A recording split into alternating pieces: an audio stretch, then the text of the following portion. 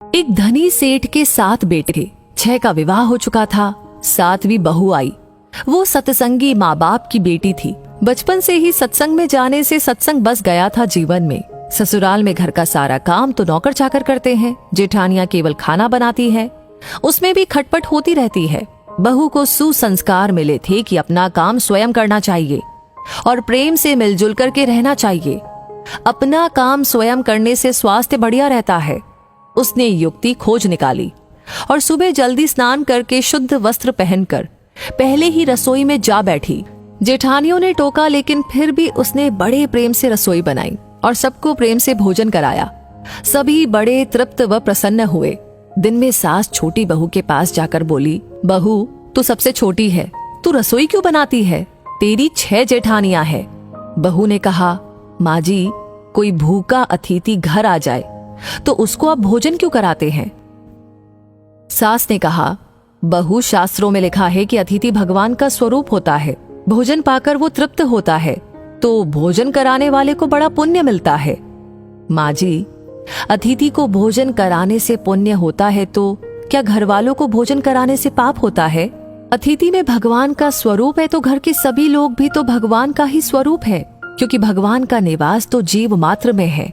और माँ जी, अन्न आपका, बर्तन आपके, सब चीजें आपकी हैं। मैं जरा सी मेहनत करके सब में भगत भाव रख के रसोई बनाकर खिलाने की थोड़ी सी ही सेवा कर लूं तो मुझे पुण्य होगा कि नहीं होगा? सब प्रेम से भोजन करके तृप्त होंगे, प्रसन्न होंगे तो कितना लाभ होगा। इसलिए माँ जी, आप रसोई मुझे बनाने दीजिए। कुछ मेहनत करूंगी तो स्वास्थ्य भी बढ़िया रहेगा।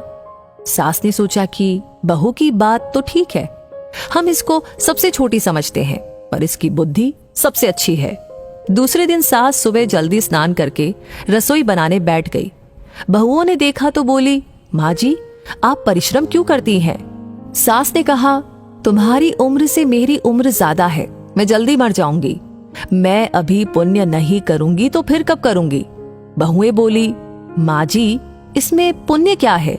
ये तो घर का काम है। सास बोली, घर का काम करने से पाप होता है क्या? जब भूखे व्यक्तियों को, साधुओं को भोजन कराने से पुण्य होता है तो क्या घर वालों को भोजन कराने से पाप होता है? सभी में ईश्वर का वास है। सास की बातें सुनकर सब बहुओं को लगा कि इस बात का तो हमने कभी ख्याल ही नहीं किया।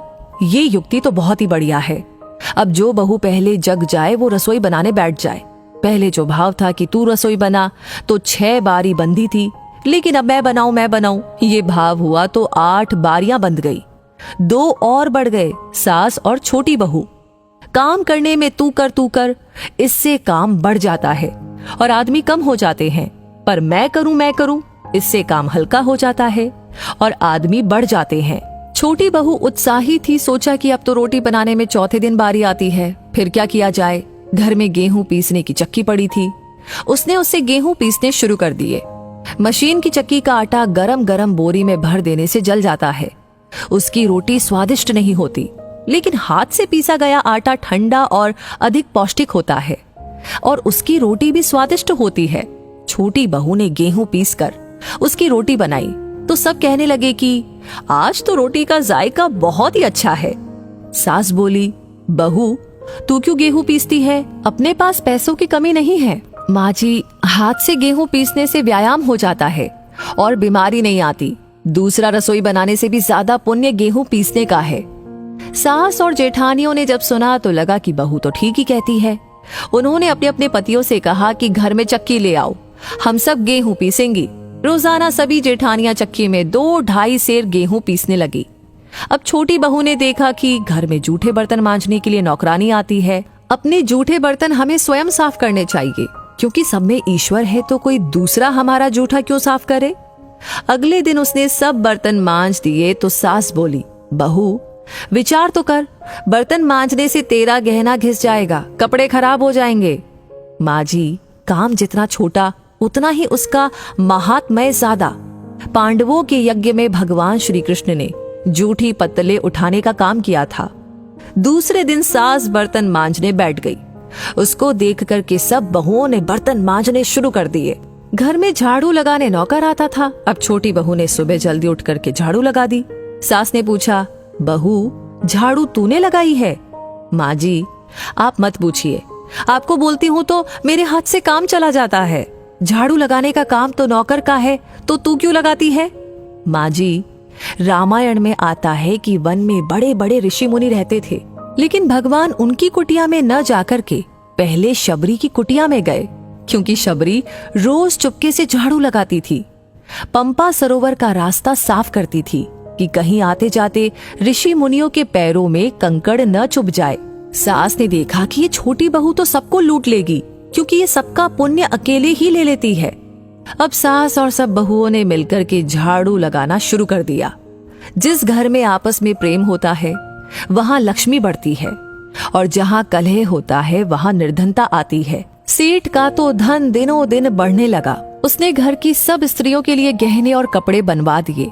अब छोटी बहू ससुर से मिले गहने लेकर बड़ी जेठानी के पास गई और बोली, आपके बच्चे हैं, उनका विवाह करोगी तो गहने बनवाने पड़ेंगे। मेरे तो अभी कोई बच्चा है नहीं, इसलिए इन गहनों को आप रख लीजिए। गहने जेठानी को देकर बहू ने कुछ पैसे और कपड़े नौकरों में बांट दिए। सास ने देखा तो बोली, बहू, ये तुम क्या करती हो? तेरे ससुर ने सबको गहने बनवा कर दिए हैं और तूने वो जेठानी को दे दिए और पैसे कपड़े नौकरों में बांट दिए। माँ जी, मैं अकेले इतना इकट्ठा करके क्या करूंगी? अपनी वस्तु किसी जरूरतमंद के काम आए तो आत्मिक संतोष मिलता है, और दान करने का तो अमिट पुण्य होता ही है। सास को बहू की बात लग गई। वो सेठ के पास जाकर बोली कि मैं नौकरों में धोती साड़ी बांटूंगी और आसपास में जो गरीब परिवार रहते हैं उनके बच्चों की फीस मैं स्वयं भरूंगी। अपने पास कितना धन है, किसी के काम आए तो अच्छा ही है, न जाने कब मौत आ जाए और सब यहीं पर पड़ा रह जाए। जितना अपने हाथ से पुण्य कर्म हो जाए अच्छा है। सेठ बहुत प्रसन्न हुआ कि पहले नौकरों को कुछ देते थे तो लड़ पड़ती थी, पर अब कहती है कि मैं खुद ही दूंगी। सास दूसरों को वस्तुएं देने लगी तो ये देख कर के दूसरी बहुएं भी देने लगी। नौकर भी खुश होकर के मन लगा कर के काम करने लगे और आस पड़ोस में भी खुशहाली छा गई। श्रेष्ठ मनुष्य जो जो आचरण करता है दूसरे मनुष्य वैसा वैसा ही करते हैं। वो जो कुछ प्रमाण कर देता है दूसरे मनुष्य उसी के अनुसार आचरण करते हैं। छोटी बहू ने जो आचरण किया उससे उसके घर का तो सुधार हुआ ही, साथ में पड़ोस पर भी अच्छा असर पड़ा। उनके घर में भी सुधार आया। देने के भाव से आपस में प्रेम भाईचारा बढ़ गया। इस तरह बहू को सत्संग से मिली सूझबूझ ने उसके घर के साथ अनेकों घरों को खुशहाल कर दिया। तो दोस्तों, इस कहानी को सुनते हुए आप क्या महसूस कर रहे थे? आपकी क्या राय है? हमें कमेंट सेक्शन में लिख करके अपनी राय जरूर बताएं। लाइक ऑलरेडी आपने कर दिया है तो इस कहानी को बहुत सारे लोगों के साथ शेयर करना बिल्कुल ना भूले, क्योंकि आपका हर एक लाइक, हर एक कमेंट, हर एक शेयर हमें प्रेरणा देता है ऐसी कहानियों पर काम करने के लिए, आप तक पहुंचाने के लिए।